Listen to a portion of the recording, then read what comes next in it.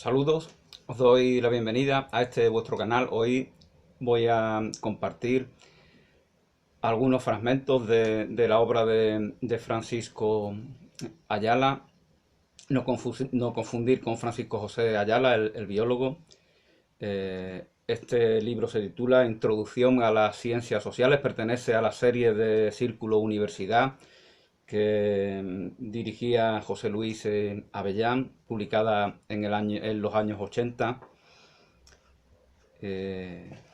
Francisco Ayala, premio Miguel de Cervantes en 1991, al igual que lo fuera su paisana andaluza María Zambrano.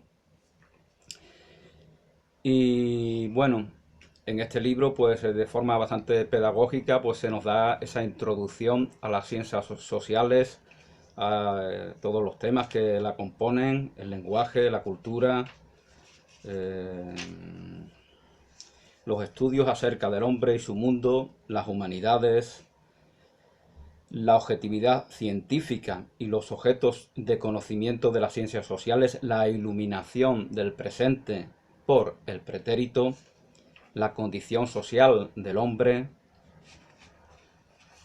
papel decisivo del lenguaje, el punto de partida clásico, la sociabilidad humana, según Aristóteles, vida biológica y vida humana, el cambio social entre los animales. Hay una comparación, evidentemente, entre la organización social que pueden tener y el uso del lenguaje, comunidades animales con la de nuestra especie humana, multiplicidad de las sociedades animales y diversidad interior de la sociedad humana, lo desnaturalizado en el hombre, orientación y medida valorativa de la conducta humana, esencial identidad de los conceptos de humano e histórico, el lenguaje y la cultura, las unidades culturales, el occidente en el panorama universal de las culturas, el proceso histórico-social de Occidente. Y finalmente la tercera parte lleva por título los problemas capitales del mundo actual. Y justamente de esa tercera parte, porque evidentemente yo no voy a introducir las ciencias sociales, ya lo hace muy bien el profesor Francisco Ayala. De esa tercera parte pues voy a leer un artículo, unos fragmentos de el apartado titulado Incluido en Sociedad Masificada, rasgos generales, el apartado titulado El hombre moldeado por la forma de trabajo en la gran industria moderna. El hombre moldeado por la industria, por la forma de trabajo en la gran industria moderna. En efecto, la mejora de las condiciones sociales de la clase obrera tenía que ocasionar modificaciones de alcance psicológico, no solo ideológico, impuestas por las condiciones del sistema capitalista dentro del cual se encuentran integradas las nuevas masas trabajadoras. Anteriormente ha aludido a esas masas sobre la cual escribiera Ortega en su libro La rebelión de las masas, esas masas que son una caricatura del pueblo verdaderamente. Y una vez más debemos referirnos a las exposiciones magistrales de Werner Sombart, o como se diga, que parece que era un economista y pensador alemán que no ha sido muy conocido, pero que por el cual tiene mucha admiración Ayala. Debemos referirnos a sus exposiciones para mostrar en qué consisten esas modificaciones de la mentalidad que tanto contribuyen a la formación del tipo psicosocial del hombre masa. La formación psicosocial del hombre masa. El capitalismo, dice Sombart, necesita para llevar su misión un nuevo género de hombres. Necesita el capitalismo de un nuevo género de hombres, hombres que estuvieran dispuestos a dejarse insertar y articular en una gran unidad, a diferencia de las pequeñas unidades de producción de los tiempos pasados. En una empresa capitalista, en una fábrica, en esa obra maravillosa de relaciones de orden superior, subordinado y exterior, a la que él califica Sombart califica de creación artificial de hombres incompletos. Creación artificial de hombres incompletos. La nueva estructura económica tenía necesidad de semejantes hombres incompletos. Hay que castrar todo el potencial de cada individuo para que se mimeticen, cual si fuera un ejército, de manera uniformada, con el conjunto de la fábrica, con el conjunto de la entidad productora. Hacerles ver que ahí está verdaderamente su vida, su razón de ser, ahí está su desarrollo, en renunciar a toda su potencial individual para someter todas sus capacidades al servicio del grupo, al servicio de la comunidad, pero en este caso la comunidad ya es un elemento espúreo, ya no es la comunidad natural, ya no es la tribu, ya no es el grupo social, ya no es la familia, ya no es algo a lo cual de forma natural somos partícipes de ello. Ya es un artificio. La nueva estructura económica tenía necesidad de semejantes hombres incompletos, de seres despersonalizados, desindividualizados, mecanizados, que pudieran ser miembros, o mejor dicho, ruedas sumamente pequeñas de una organización tan compleja. Ya, como él mismo Ayala dice, ya el operario no es como el artesano tradicional que tenía la satisfacción de producir, de crear algo con sus propias manos. Ya es un mero, no tiene, cualquier operario puede no tener ni pajolera idea de lo que está produciendo, puesto que es un trabajo mecánico dividido entre decenas y decenas y decenas de operarios distintos que hacen otro tipo de cosas. De esta coordinación de muchos individuos surgiría el despliegue poderoso y creciente de energías que el capitalismo estaba llamado a realizar. El individuo queda articulado en un sistema de trabajo en el cual debe ejercer la misión parcial que le incumbe y realizarla puntualmente, con regularidad, siempre en la misma forma. Esto recuerda a esos... en el libro de García Márquez, esos abuelos que hacen un trabajo repetitivo y luego elaboran unos objetos y luego lo deshacen y lo vuelven a elaborar, ¿no? Porque pues eso es exactamente igual. Es un trabajo repetitivo en el cual se produce siempre lo mismo y en ese mismo trabajo no encuentra el operario un desarrollo de sus capacidades verdaderamente.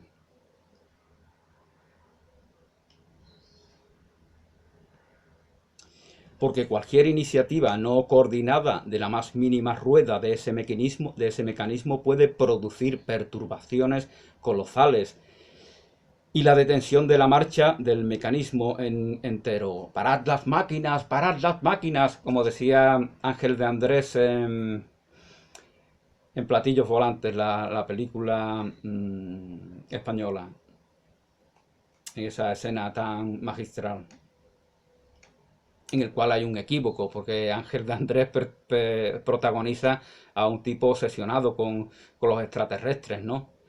Pero en ese clamar por que se paren las máquinas, los obreros entienden que es una especie de invitación a una revolución sindicalista. Entonces se da esa confusión que resulta bastante cómica.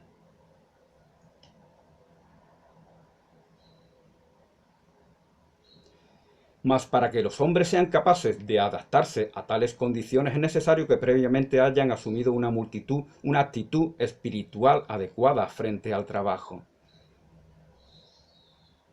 Hay que prevenir cualquier tipo de actitud insumisa de los operarios, que tienen que hacer lo que nosotros digamos que deben de hacer, puesto que nosotros sabemos, ellos no.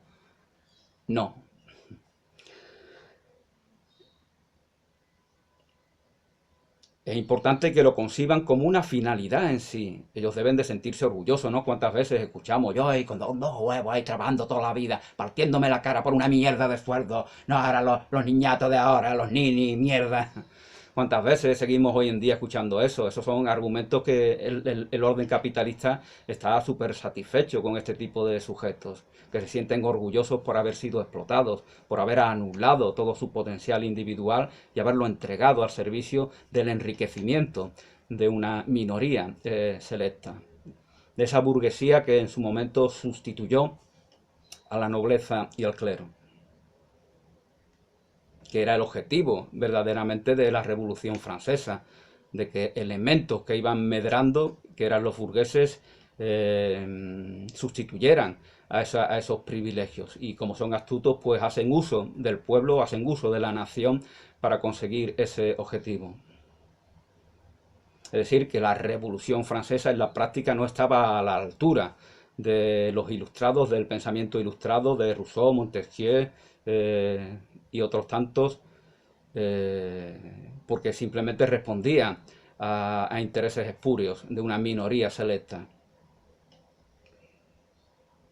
de unos nuevos usurpadores, utilizando el título de uno de los libros de relatos famosos justamente de Francisco Ayala.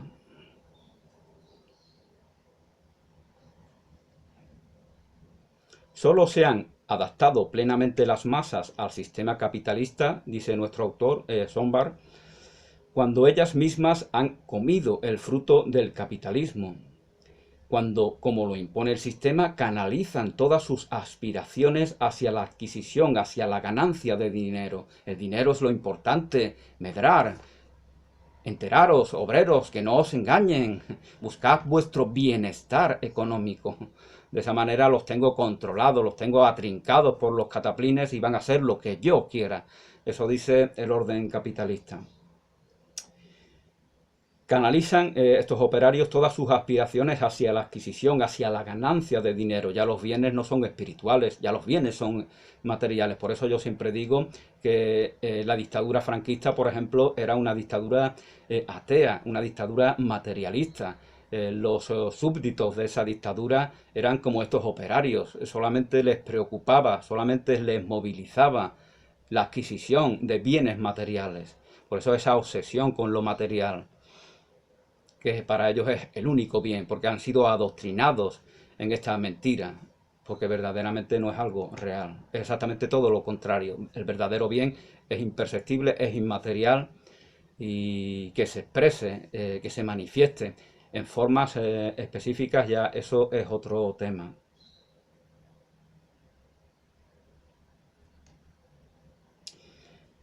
Aceptando estos operarios, dice Sombart, las condiciones que son necesarias para realizar esos deseos dentro del cuadro del sistema capitalista. En sus comienzos, los empresarios hicieron y tuvieron que hacer los máximos esfuerzos para adaptarse. Al principio era muy complicado convencer a esos campesinos que querían la libertad del campo, la libertad de su vida rural, de las montañas, de los ríos, de los valles. Es muy difícil meterlos en barrios superpoblados, porque necesitan que esos operarios estén cerca de las fábricas. En aquel momento no había transporte público tal como lo hay ahora. Entonces vivían de manera masificada, ¿no? Entonces era difícil para estos empresarios convencer a esas personas sometidas. En los comienzos, los empresarios hicieron y tuvieron que hacer los máximos esfuerzos para adaptar los fines y objetivos de la empresa a la masa ingobernable que se le ofrecía como fuerzas de trabajo, a fin de que encarnara en ella poco a poco el espíritu capitalista. Uno de los medios empleados sistemáticamente entonces para conseguirlo fue una adecuada política de salarios. Pero en los comienzos mismos del sistema, cuando la revolución industrial se implanta y se extiende, el único recurso oficial del capitalismo para adaptar aquella masa preparada a las nuevas condiciones de producción fue el de regimentarla, someterla a una disciplina estricta, muchas horas de trabajo, hacerles dependientes de ese pequeño salario.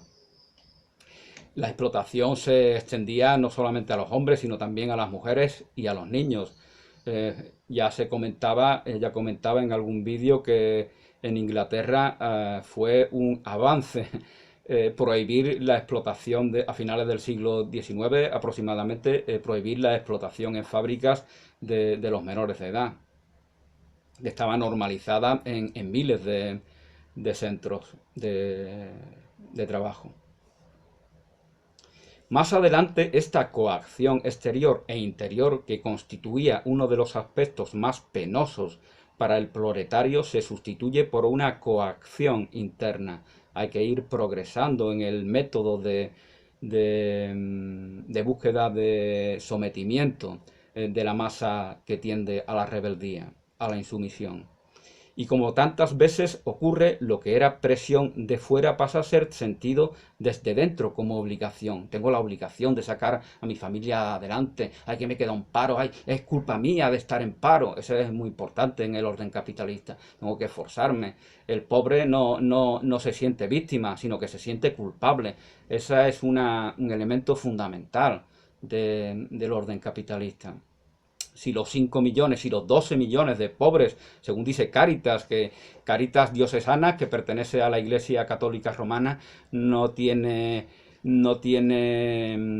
visos de ser un revolución, un movimiento de tipo libertario, anarquista o comunista.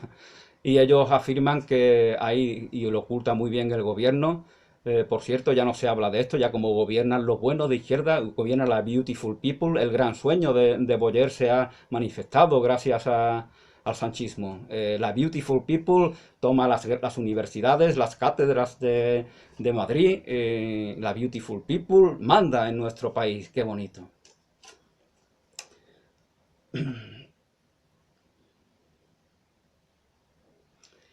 Bueno, como comentaba, más adelante esta coacción exterior-interior, que constituía uno de los aspectos más penosos para el proletariado, se sustituye por una coacción interna y, como tantas veces ocurre, lo que era presión de fuera pasa a ser sentido desde dentro como obligación.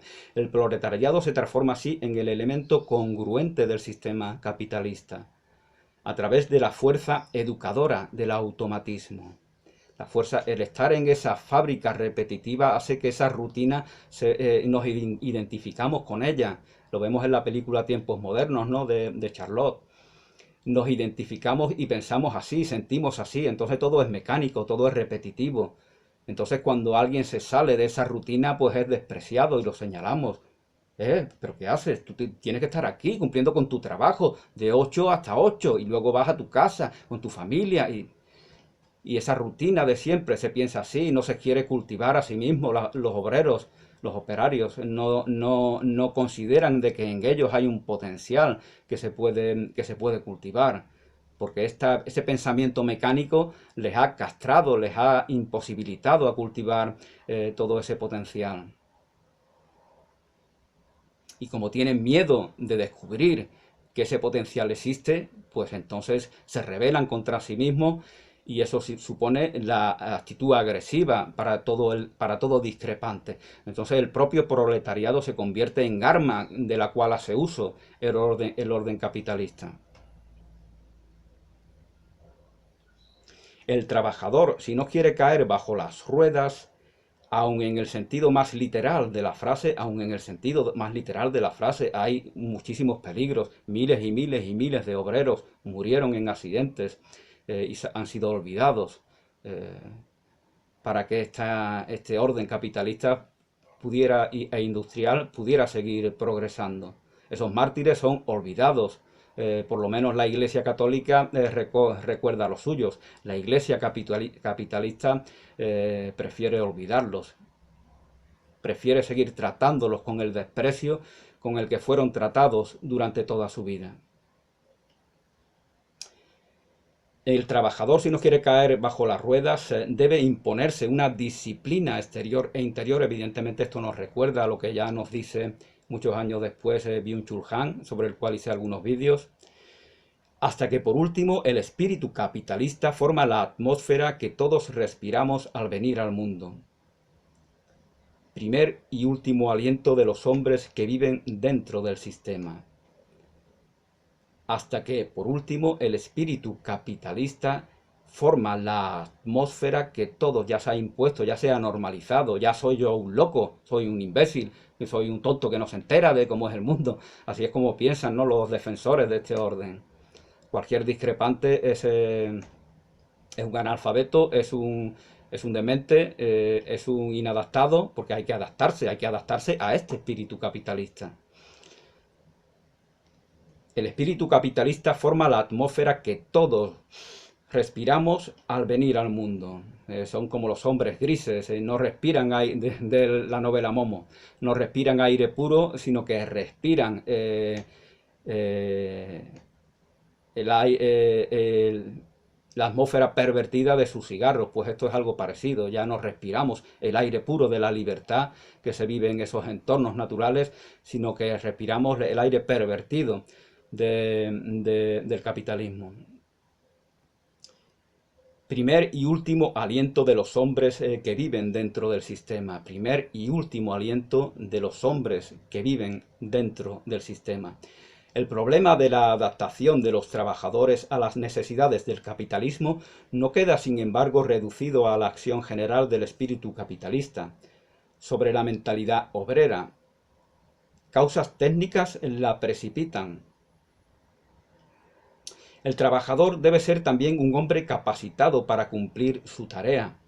Y esa capacitación, segundo aspecto que viene a configurar su actitud como hombre masa, no lo habilita para producir una obra completa, como antes me refería. Efectivamente hay una capacitación, pero una capacitación especialista en algo muy específico.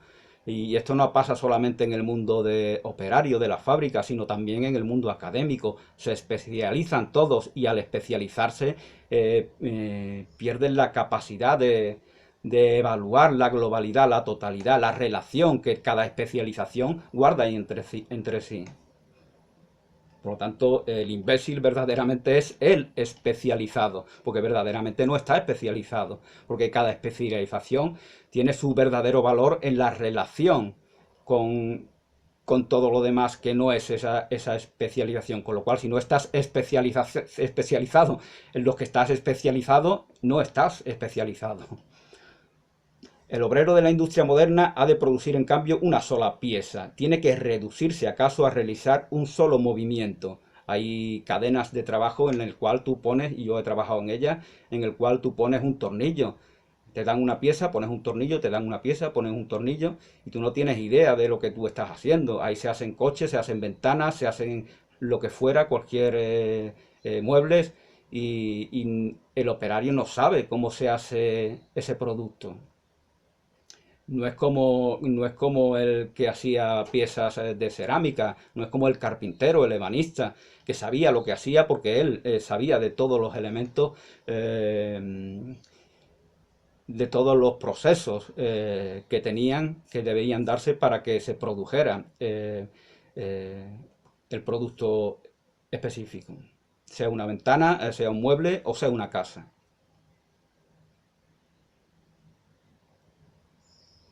De modo que cuanto más complejo es el sistema en su conjunto, cuanto más complejo vivimos en una civilización o cultura compleja, la occidental, en contraposición con las simples, con las culturas simples, que son los que supuestamente están menos avanzados.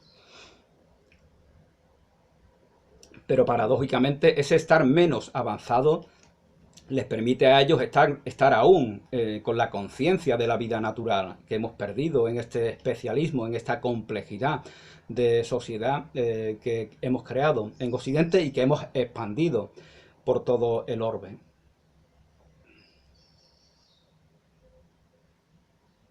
De modo que cuanto más complejo es el sistema en su conjunto, más simple es la labor realizada por cada uno de los hombres que cooperan en él y menos puede interesarle vitalmente.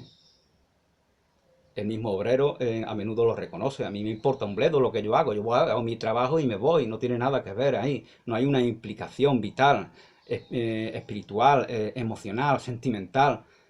Es una mera rutina, es una mera obligación con la cual se cumple para recibir una remuneración, para poder comprar aquello que él mismo está fabricando.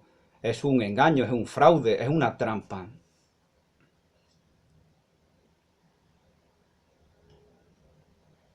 A través de lo expuesto se descubre, pues, cómo las condiciones psíquicas del hombre moderno, al que estamos calificando de hombre masa, proceden en una gran parte de las condiciones intrínsecas del sistema de producción industrial en serie. son un resultado de las condiciones técnicas de la economía moderna. El hombre en masa es, por lo tanto, también un producto del orden capitalista, un producto de la sociedad industrial. Lo que se come se cría. Si comemos, entre comillas, esa rutina cada día, pues eso es lo que criamos en nuestra mente, lo que creamos y lo que criamos en nuestra manera de pensar. Pues con esta reflexión pongo término a este primer vídeo. Ya haré algún segundo vídeo sobre otro artículo de esta estupenda obra de Francisco Ayala, Introducción a las Ciencias Sociales. Gracias, bendiciones y hasta una nueva oportunidad.